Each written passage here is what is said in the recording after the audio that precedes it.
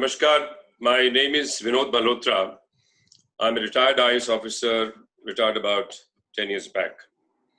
And ever since been very closely associated with some of the educational institution groups.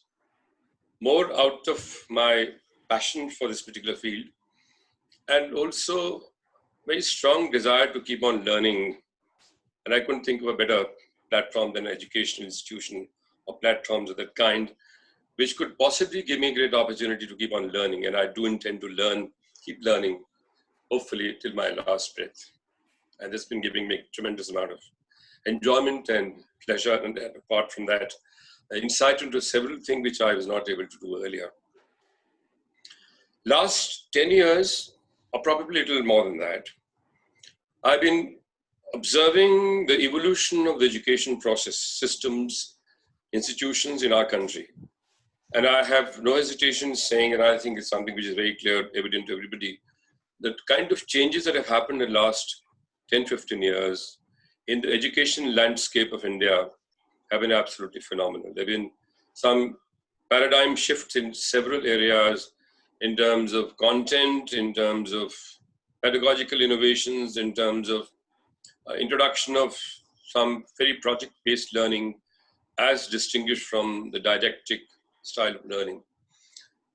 And another thing which probably has influenced this process is the impact of some of the international curriculums like IB and IGCSE, etc.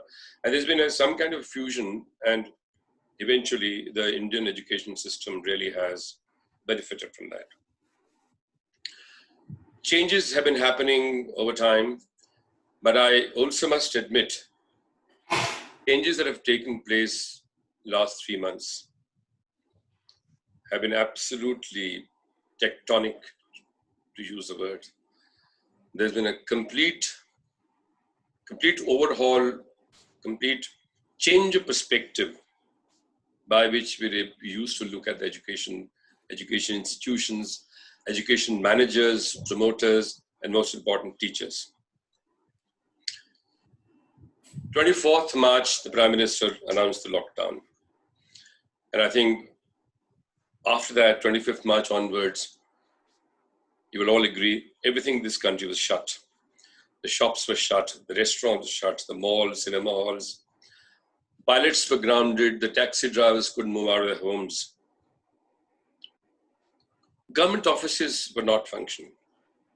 But my dear friends, one particular institution which did not shut shop, and that is the institution of education. It continued. In fact, it continued with a much greater vigor because they really had to revisit the entire process by which they would deliver.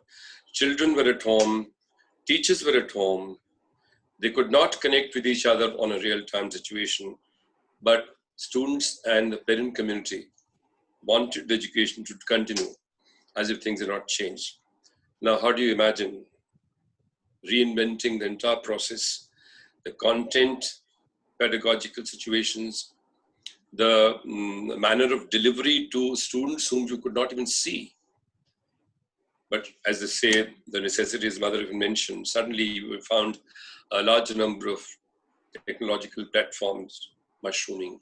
Things like Zoom came into operation. We had Microsoft Teams, we have Google Hangouts, and a lot of other platforms, which were then leveraged by the teachers. And that had to be done with a lot of imagination could possibly happen. Because none of them, large majority of them were not conditioned and used to that particular method of teaching. There's a great responsibility, and I have no hesitation saying that teaching community in India, and I'm sure it must be having the world over, took on this responsibility with such great elan, aplomb, and tremendous amount of excitement. It seems to me that one of the greatest treasure that we have in this country, I have, if not been exaggeration, state that our teaching community is a national treasure. We need to preserve that treasure with all our strength, with all our commitment. There is a great amount of opportunity for us, for our country, where we can all see that the typical economic activity, like the manufacturing, like the nuclear issues, the defense, the transportations, etc., and it's typical brick and mortar kind of industry, economic activity will take probably much longer time. But the word we all understand is now heavily moving towards knowledge economy. And I think this is a great opportunity for a country like India to harness its tremendous amount of intellectual capital, knowledge economy. And I think there's no reason why we can't become world leaders. Coming to the strength that we have, I think the teaching community really has to be given tremendous amount of respect, which is overdue. We don't pay them well.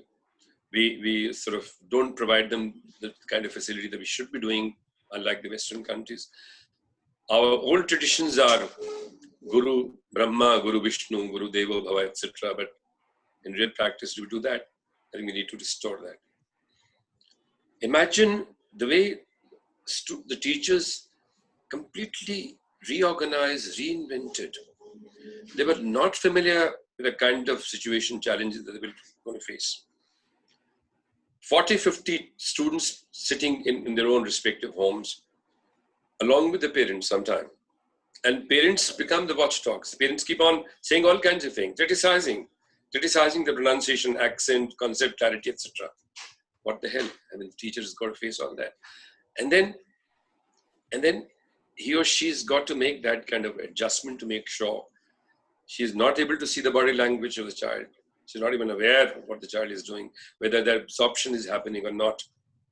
But despite all these challenges, she's been performing and delivering with absolute commitment.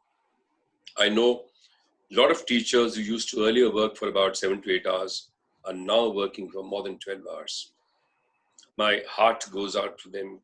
My salutation to all the teaching community in this country. And I think it's time that we started respecting this great national treasure.